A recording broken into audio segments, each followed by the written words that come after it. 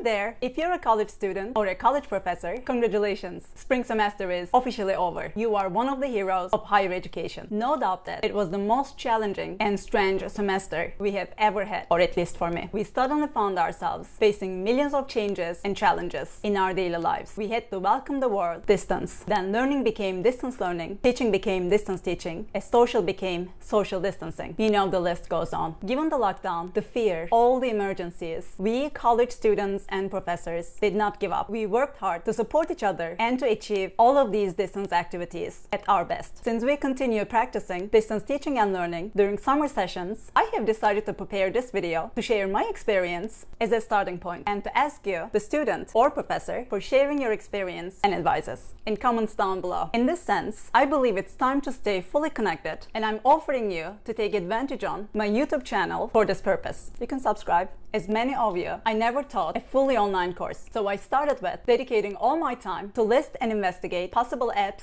tools, and software. Thanks a lot to my school for their help with narrowing down the list and providing me access to some tools. My biggest challenge was to find a distance replacement without disappointing my students compared to what they had in class before the quarantine. Because I was not using slides, our hands were getting dirty in class. Students were working in small groups to learn, to share knowledge, so to have fun. And I was able to have one-to-one exchange with students regardless of the class size. The very first thing I admitted was that I had to buy an electronic device I could write and draw on and to connect to my laptop. After purchasing such equipments, my process to decide about the method for my small calculus classes was a kind of try and error while I was constantly checking on with my students. And I ended up running live Zoom lectures and sharing notes on Blackboard. I'm talking about fairly small classes here. Students were able to ask questions, we were able to discuss during live sessions. If you want to hear any details, please let me know down below. However, I didn't believe this method would work for my large finance class of about 85 students for many reasons. Remember your days in March. I'm sure one of the following applied to you.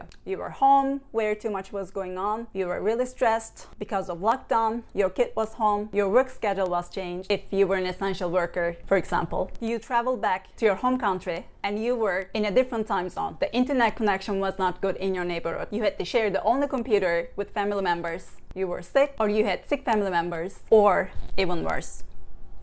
Of course, these were not my only concerns with this large class. I also concerned about how efficiently I could create an interactive class environment during regular class time with 85 participants. Students would hesitate to interrupt me to ask questions while they could use chat feature, but we were new at Zoom. I couldn't imagine when 85 participants preferred to use chat option to ask questions during a live session since they were afraid of interrupting me or they were shy to speak. Let's put all these concerns on one side.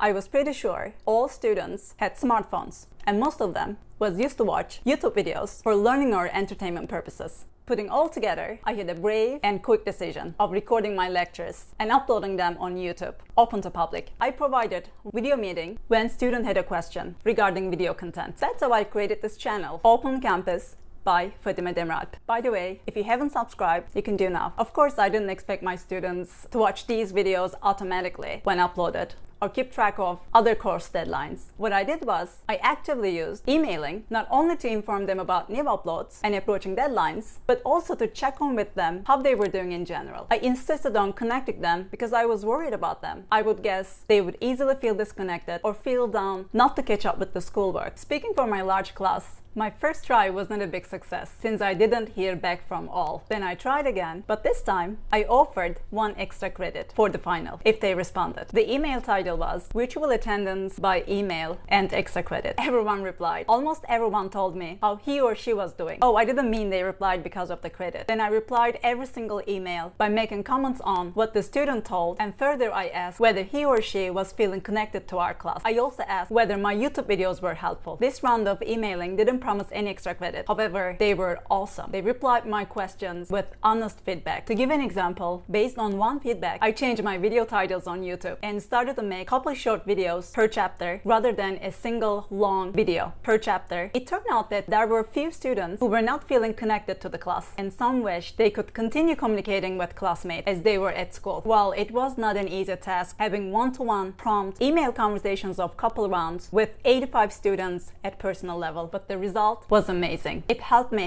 finding missing pieces. I want to thank all of my students for their openness, for their acceptance, for their cooperation. That is how I started using discussion board on Blackboard, which I never used before. I created a discussion. My goal was providing a tool for classmates to communicate. Unfortunately, there was only one post that was about the final exam date, but I didn't quit. I started a new discussion where I proposed having a party on a Saturday evening to chat, to share our feelings, and to support each other further. If they liked the idea, they were supposed to decide a dress code or theme. I allowed them to post anonymously. They participated in the discussion. Immediately, I could feel the positive energy we created as a class. If you want to know, the decided dress code was wearing a hat, and if you wish, sunglasses. I wish I could come up with this party idea before. I also practiced it with my small calculus classes. I put 2 classes in one meeting over the weekend for Q&A additional session followed by the party. In all of my classes, we decided to schedule a bigger gathering after semester was over. At the time you're watching this video, most likely we will be scheduling a date for it or it was over. I understand that we all were in a unique situation in the spring, which made us part of a natural experiment in distance education. We had no choice but to explore and try. We have learned a lot on our ways, but still,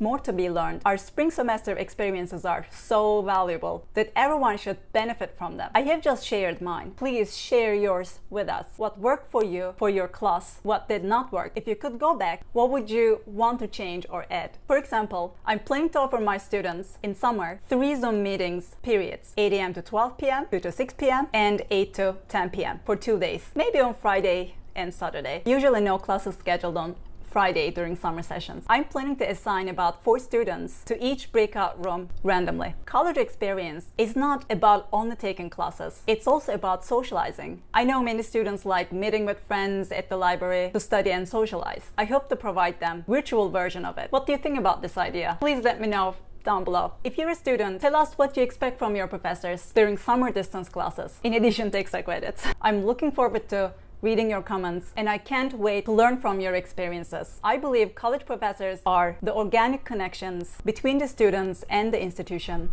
Their role is essential. That's why I want us, college students and professors, to have a discussion board down below to exchange, to unite by communicating. Wow, it's been a while I'm talking. If you want to be notified about the next video, please don't forget clicking on the notification bell after hitting subscribe button. Stay healthy and be connected. Be connected, virtually connected.